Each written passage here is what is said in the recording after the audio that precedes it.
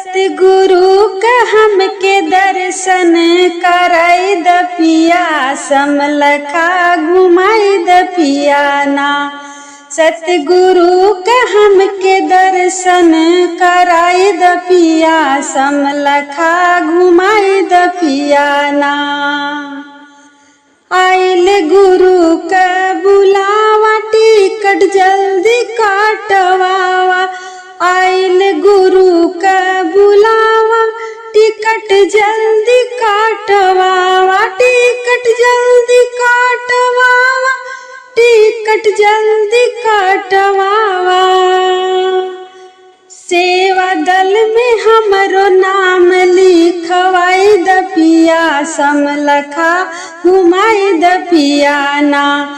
सेवा दल में हमरो नाम लिखवाई द पिया, समलखा